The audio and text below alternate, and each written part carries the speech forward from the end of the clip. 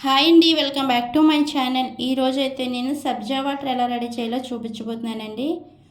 ముందుగా నేనైతే 2 చెంబుల వాటర్ అయితే తీసుకున్నాను.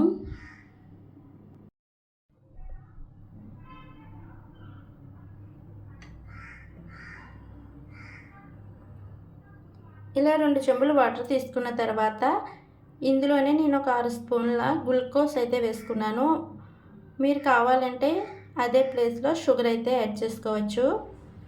ఇలా గ్లూకోజ్ వేసుకున్న తర్వాత ఒక 2 స్పూన్ల సబ్జాలు కూడా వేసేసుకున్నా.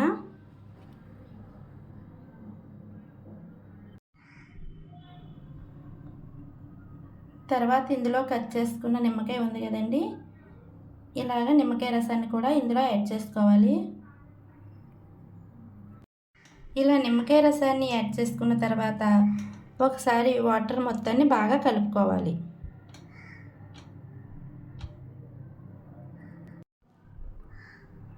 ఒక 5 నిమిషాల తర్వాత సబ్జాలు అన్నవి మనకి చాలా బాగా నానుతాయి అన్నమాట.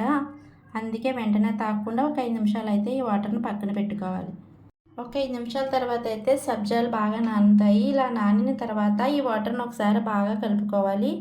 కలుపుకున్న తర్వాత గ్లాస్ తీసుకొని ఈ వాటర్ని అందులో సర్వ్ చేసుకుంటే సబ్జా వాటర్ అయితే మనకి రెడీ అయిపోయాయండి. ఈ ఎండాకాలంలో ఇటువంటి సబ్జా వాటర్ రోజుకొక 2 సార్లు తాగడం వల్ల బాడీకి అయితే చలువ అయితే చేస్తుందండి. ఈ వీడియో కనుక మీకు నచ్చినట్లయితే లైక్ చేసి ఛానల్ని అయితే సబ్స్క్రైబ్ చేసుకోండి.